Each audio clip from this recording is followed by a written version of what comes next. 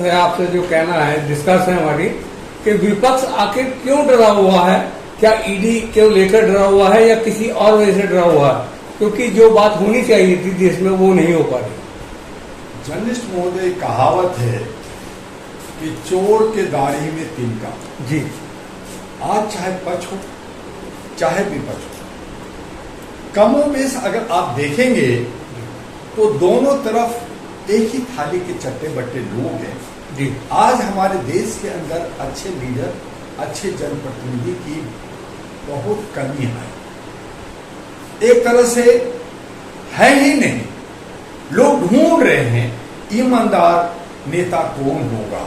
अच्छा, पहले भी, बीच में बोलूंगा मैं, क्या पहले भी ऐसा ही था? देखिए, देश आजाद हुए अभी 78 साल हुए जी। जब आजादी हुआ उस वक्त क्या हुआ, कैसे हुआ, कई लोग मर गए, कई लोग शहीद हो गए, कई लोगों ने साजिश की। अब उसको लोग कुरच रहे हैं कि साहब सुभाष चंद्र बोस को ऐसे मारा गया, भगत सिंह को यूं किया गया, और गांधी जी का वो हो गया, उन्होंने ये गलती किया, उन्होंने ऐसा किया, उसने सही किया, उन्होंने गलत।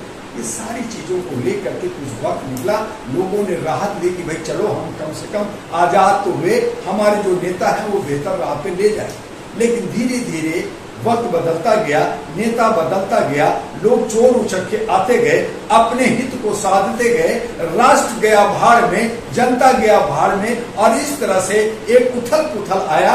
बीच में जो कांग्रेस, पुरानी कांग्रेस, वो खत्म हो गई, एक नई कांग्रेस इंदिरा गांधी की आई, फिर जनता दल आया, अन्य दल आए, लेकिन उनमें भी वो स्वार्थ से भरा हुआ नेता लोग थे, और उन नेताओं के बहकावे में जनता अपना मुस्तकबिल नहीं बना पाया, अपना नेता नहीं बनाया। जो भी सावरकर ने कहा था उस राह पे तो चले, लेकिन अम्बेडकर ने जो कहा था कि ऐ मेरे क्षुद्र लोग, ऐ मेरे पिछड़े लोग, तुम सत्ता को हत्याओ, तुम एजुकेशन को हत्याओ, लेकिन ये लोग इतना डरे रहे, इतना सहमे रहे कि वो आगे नहीं निकल पाए, और कुछ निकले तो वो भी गुटबाजी में पिल गए, और फिर आगे धीरे धीरे आकर के आज का मुकाम जब देखें तो आज चाहे वो बीजेपी में हो, चाहे कांग्रेस में हो, चाहे अन्य बड़ी पार्टी, क्षेत्रीय पार्टी में हो, सब मिले जुले, उनको सिर्फ चाहिए दौलत, सिर्फ चाहिए सत्ता, जो लूट कर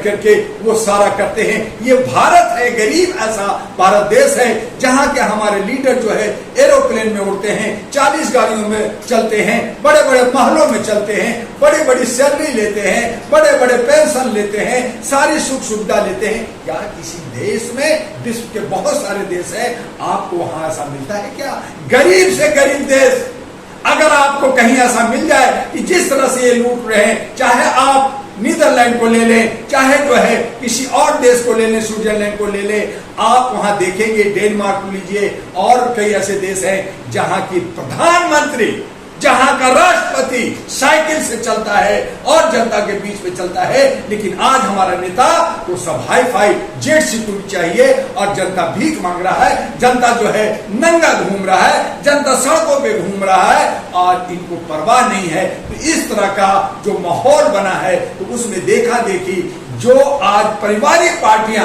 कि मैं परिवार का हूं, मैं राजनीतिक का आदमी हूं, मैं राजनीतिक परिवार मेरा है, मैं राजनीतिक ही करूंगा, ऐसी सोच लेकर, ऐसी व्यक्तित्व देकर जो 65 करोड़ जो हमारे युवा हैं, हमारे जो इंटेलेक्चुअल हैं, उनको दबा दिया जाता है, और कहा जाता है कि राजनीति का जो गलियारा है वो हमारे समर्थवादियों का है। जैसे ब्राह्मणवाद कहते हैं कि जितने भी मंदिर है, जितना भी धर्म है, वहां हम पुजारी हम होंगे, उसका दौलत हम खाएंगे, उसका चढ़ावा हम खाएंगे।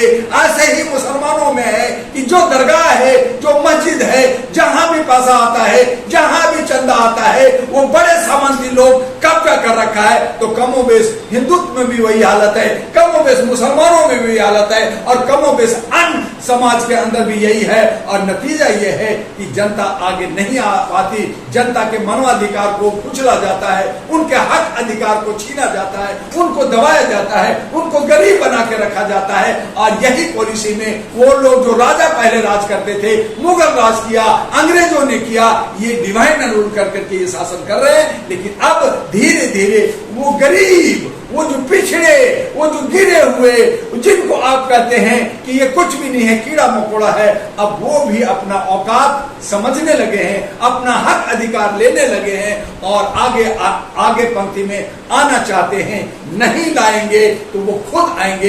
इसी को जन क्रांति कहते हैं, इसी को बदलाव कहते हैं। जो ये ईगो में है वो खत्म होगा, ये सामंतवादी जो सोच रखते हैं ये खत्म होगा और आने वाला जो युग होगा वो गरीबों का, नौजवानों का, पिछड़ों का, दलितों का होगा। उनको जो है भागीदारी मिलेगी, हिस्सेदारी मिलेगी, आर्थिक आजादी के लिए लड़ना होगा और तब एक नया भारत आपके सामने दिखने लगेगा।